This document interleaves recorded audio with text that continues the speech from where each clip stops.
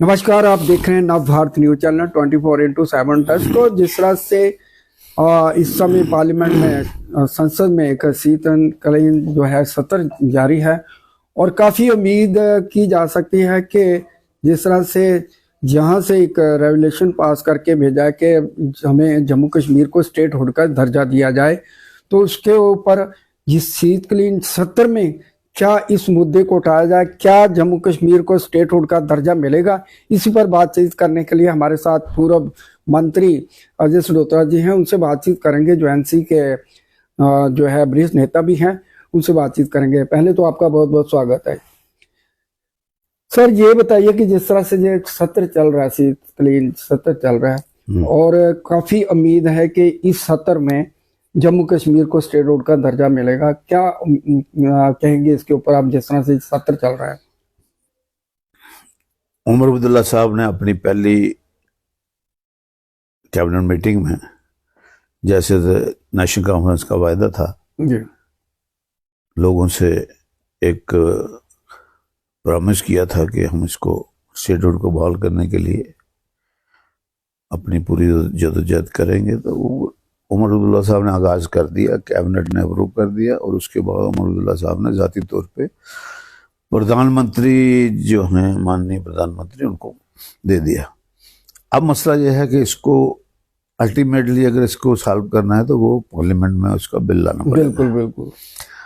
अब पार्लियामेंट में बिल ऐसे नहीं आएगा, वहाँ पहले एजेंडा फिक्स होगा पार्लियामेंट का, रोज कैलेंडर आता है भाई आज का एजेंडा क्या है। तो जब उस एजेंडे में कहीं फिक्स होगा फिर आप कह सकते हैं कि गवर्नमेंट ने इसको करना है। अभी ये कहना, ये अटकलें लगाने वाली बात है कि इस सेशन में होगा या नहीं होगा।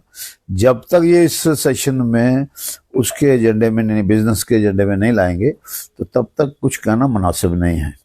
मगर फिर भी मैं माननीय प्रधानमंत्री जी से और खासकर जो वहाँ दिल्ली में क़यादत है उनसे गुजारिश करता हूँ कि मेहरबानी करके जो उमर अब्दुल्ला साहब ने लोगों के जज्बात और एहसासात की तर्जुमानी की है कि जम्मू कश्मीर को रियासत का दर्जा दिया जाए, वो दर्जा देना चाहिए और उसमें देरी नहीं करनी चाहिए, क्योंकि उस दर्जे से, नई दर्जा देने से बड़ी रुकावटें आती हैं सरकार की तरक्की में, सरकार की बेहतरी में, लोगों की बेहतरी में। जब सरकार तरक्की करेगी, कुदरती बात है कि लोगों की बेहतरी होगी, लोगों की तरक्की होगी, बच्चों की पढ़ाई होगी, बच्चों को रोजगार मिलेगा, हमारी ज़मीनें प्रोटेक्टेड रहेगी। ये सारी बातें जो हैं इसके साथ जुड़ी हुई हैं। और जहाँ तक नेशनल कॉन्फ्रेंस का तल्लक है, जो उनके अपने हाथ है वो आपने देखा वो तकरीबन हो रहा है। जी जी। आपने देखा कि यहाँ स्टेटहुड की जो उन्होंने रेजोल्यूशन लाया, फिर जो कॉन्स्टिट्यूशनल जो स्पेशल पावर्स थी हमारे पास, जो 370 और 35 के तहत, उसके लिए असम्बली में लाया। फिर उसके बाद आपकी एज रिलैक्स कर दी। फिर उसके बाद अब एक सिलेंडर भी घर में दिया जाए महीने का, उस पर भी काम हो रहा है। उसके बाद राशन डबल हो, वो उस पर भी काम हो रहा है। कश्मीर में लोगों की मांग थी कि हमारा सेशन जो है, क्योंकि सर्दियां होती हैं, तो ये जो है हमारा सर्दियों में सेशन खत्म हो जाना चाहिए ताकि अगला सेशन छुट्टियों के बाद लगे। तो वो भी उन्होंने कर दिया।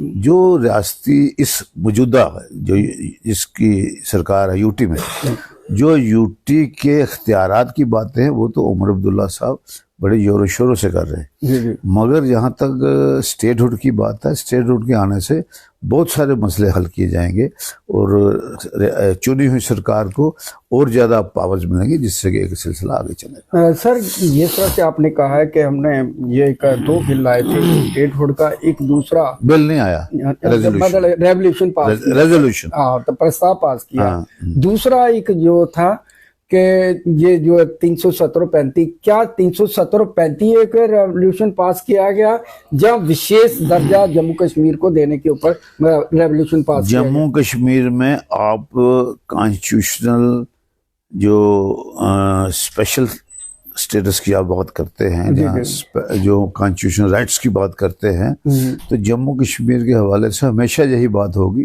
कि 370 और 35 की बात होगी। नहीं, विशेष दर्जा तो 11 स्टेट में भी है, 371 भी है, क्या उसकी बात कर रहे हैं कि 370 और 35A की बात कर रहे हैं आप? 370 और 35A की बात कर रहे हैं। हम उन 11 स्टेटों की तरह नहीं हैं। हमको जम्मू हिंदुस्तान की पार्लियामेंट ने, और ये एक दिल्ली एग्रीमेंट भी हुआ था जी जी दिल्ली गवर्नमेंट में और जम्मू कश्मीर सरकार में, जी जी अपने शेर कश्मीर शेख महमूदुल्लाह साहब और जवाहरलाल नेहरू साहब के दरमियान में, फिर वो पार्लियामेंट में भी बात हुई कि ये इस स्पेशल स्टेटस जो है उसमें दिल्ली एग्रीमेंट का भी एक जिक्र है, रोल है। तो लिहाजा हम तो जब बात करेंगे आप हमारी कॉन्स्टिट्यूशनल जो राइट्स है वो रिस्टोर करो, तो हम 370 और 35A करेंगे। हाँ, कुछ लोगों को जो है कि इसमें अपना वो सियासत करनी है, वो इसको इधर ले जाएं उधर ले जाएं, मगर नेशनल गवर्नमेंट कमिटेड है 370 और 35A को रिस्टोर करना। सर, जिस तरह से बीजेपी का कहना है कि ये जो 370 और 35A दफन हो चुका है, ये फिर से दोबारा नहीं हुआ। पार्लियामेंट में, संसद में भी जो अमित शाह ने ये बड़े जोर से कहा है कि दफन हो चुका है, फिर से वापस नहीं लाया जा सकता। तो दूसरी तरफ एनसी कहती है कि इसको दोबारा बहाल करने की कोशिश करेंगे। सुप्रीम कोर्ट ने भी इसके ऊपर जो फैसला दे दिया कि ये बिल्कुल असंवैधानिक तरीका नहीं, संवैधानिक तरीके से ये जो है उसको उसके ऊपर फैसला दिया गया। मोहतरम अमित शाह साहब होम मिनिस्टर हैं, वो जोर से कह सकते हैं। हम तो जो कहते हैं कि जो जोर से वो कहते हैं उस पर अमल तो करें। स्टेटहुड का भी उन्होंने जोर से बात की थी। जी जी, उन्होंने कहा था कि पहले आप इसमें डिलिमिटेशन करेंगे, फिर उसके बाद इलेक्शन करेंगे, फिर उसके बाद स्टेटहुड देंगे। आप जोर की बात करते हैं, मेरी अमित शाह साहब से गुजारिश है तो उसी जोर से आप स्टेटहुड हमें दीजिए ताकि हम लोगों की खिदमत कर सकें। और यहाँ तक आप कह रहे हैं कि सुप्रीम कोर्ट का हम एहतराम करते हैं। बिल्कुल, सुप्रीम कोर्ट का फैसला आया, बड़े बड़े लीगल ल्यूमिनरीज ने इसको नाम दिया बैड इन लॉ। जी जी, ये मैं नहीं कह रहा, बड़े बड़े ल्यूमिनरीज ने कहा, लीगल ल्यूमिनरीज।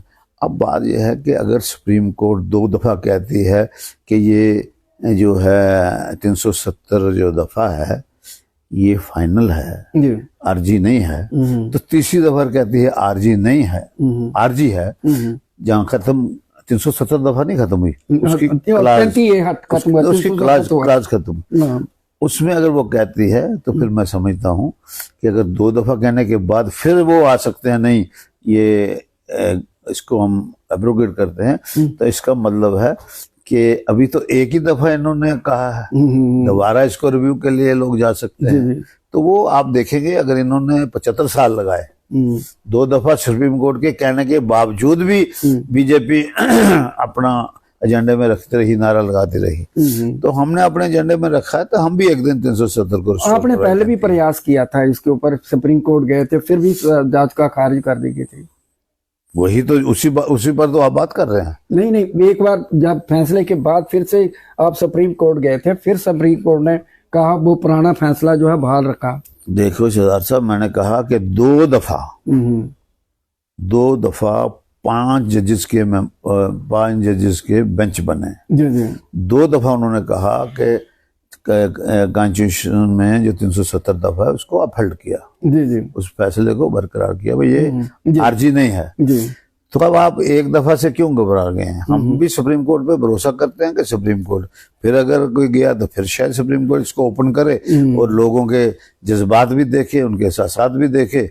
और कानूनी जो पोजीशन है कि अगर कानून में ये था कि अगर आपको चेंज करना है तो वहां लोगों की राय लेनी है। जी जी, आपने लोगों की राय गवर्नर साहब को समझा, जी बिल्कुल, अकेला गवर्नर साहब लोगों की राय नहीं होता है। बिल्कुल, तो लिहाजा हमें इसमें बड़ी उम्मीद है, अगर हमने लोगों से वायदा किया है तो हम इस पर जरूर जदोजहद करेंगे। सर, एक और सवाल है कि जैसे ही पार्लियामेंट के इलेक्शन हुए, जो असेंबली के इलेक्शन हुए जम्मू कश्मीर में, तो अक्सर जो है प्रधानमंत्री और अमित शाह कहते हैं कि हमने वादा किया है कि स्टेटहुड को वापस देंगे।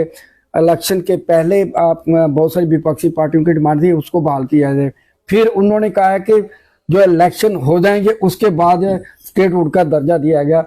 वो जी बार बार कहते देंगे, कब तक देंगे? 5 साल तो हो चुके हैं। 2019 को ये इसको जो है खत्म किया स्टेटहुड का दर्जा। सर साहब, आपको याद होगा कि शायद प्राइम मिनिस्टर साहब ने ऑल पार्टी जम्मू कश्मीर की ऑल पार्टीज उनकी मीटिंग बुलाई थी। बिल्कुल, उसमें ऑल पार्टीज में इक्विवोकली सब पार्टियों ने एक आवाज में कहा था कि भाई हमको स्टेट का दर्जा दे दो। जी जी वहां उनको कहा गया, यही कहा गया जी कि हमने डिलिमिटेशन कर ली है, अब इलेक्शन करेंगे, इसके बाद वो करेंगे। पहले तो इलेक्शन को इतना टाइम लगा दिया, ये तो बिल्कुल, सुप्रीम कोर्ट की वजह से इलेक्शन हो गई। हाँ। शायद हिंदुस्तान की इतनी बड़ी डेमोक्रेसी है, ये पहली दफा होगा कि किसी स्टेट की इलेक्शन के लिए लोगों को सुप्रीम कोर्ट का दरवाजा खटखटाना पड़े जी और सुप्रीम कोर्ट फैसला करे, उसके बाद इलेक्शन होगा। ये हिंदुस्तान की इसमें डेमोक्रेसी में सियासी इस मतलब जब से सियासत डेमोक्रेसी चल रही है इस हिंदुस्तान में पहली दफा हुआ होगा। अभी हमें फिर भी हमें भरोसा है जी कि जम्मू कश्मीर के लोगों के जो जज्बात हैं, एहसासात हैं, माननीय प्रधानमंत्री जी उसकी कदर करेंगे। जो रेजोल्यूशन उमर अब्दुल्ला साहब ने उनको दिया है बिल्कुल। उस पे अमल करेंगे और लोगों को जल्दी स्टेटहुड मिलेगा और लोगों को राहत मिलेगी। चलिए हम दूसरे एक मुद्दा और भी बड़ा बर्निंग इश्यू चल रहा है कि एक आवाज उठ रही है विपक्षी पार्टियों की तरफ से कि जो है ईवीएम जिस तरह से हरियाणा में हुआ, महाराष्ट्र में हुआ, इस तरह बहुत सारे जम्मू कश्मीर में भी हुआ है कि ईवीएम पे ऊपर भरोसा जो है लोगों का, खासकर विपक्षी पार्टियों का उठ गया है और ये कहते हैं कि ईवीएम से चुनाव नहीं होने चाहिए बल्कि बैलेट पेपर से होने चाहिए। हालांकि माननीय सुप्रीम कोर्ट ने इसको खारिज कर दिया, फिर भी विपक्षी पार्टी इस मुद्दे को लेकर जो है लोगों के बीच जाने की तैयारी कर रही है। क्या कहेंगे इसके ऊपर आप? बात यह है कि जो मैंने कहा हमारी बहुत बड़ी डेमोक्रेसी, हमारा देश जो है इसकी बहुत बड़ी डेमोक्रेसी है, largest democracy in the world. और अब लोग जो फैसला करते हैं हमको उसको सैल्यूट करना चाहिए, उसके आगे हमें नतमस्तक होना चाहिए। बिल्कुल। अब उन्होंने जो फैसला किया है उसके मुताबिक हमारे पास तो एक ही होता है इसका इलाज, सुप्रीम कोर्ट में जाओ। सुप्रीम कोर्ट ने भी कल फैसला दे दिया इसके खिलाफ, तो लिहाजा आप इस पे कोई वो नहीं कर सकते अपने, आप टिप्पणी क्या करेंगे इस पे? जी जी। बाकी ये है कि क्या लोगों के बीच जाना चाहिए इस मुद्दे को लेके? विपक्षी पार्टियां क्या फैसला करती हैं, जब फैसला करेंगी तब देखा जाएगा। जी जी। क्योंकि इंडिया ब्लॉक की बात है, हम भी इंडिया ब्लॉक के हिस्से हैं। जब वो कोई फैसला करेंगे फिर देखेंगे, आज उस पर टिप्पणी करना मुनासिब नहीं। लास्ट क्वेश्चन सर, ये एज रिलैक्सेशन के लिए कांस्टेबल जो है कई दिनों से सड़कों पे हैं, बीजेपी के ऑफिस के चक्कर मारे जो है एलजी को 10 साल में एक्यूमुलेट हुए हैं। जी जी। इन 10 साल के जो ग्रीवेंसेस हैं उनको हल करना हमारा फर्ज बनता है और हम करें।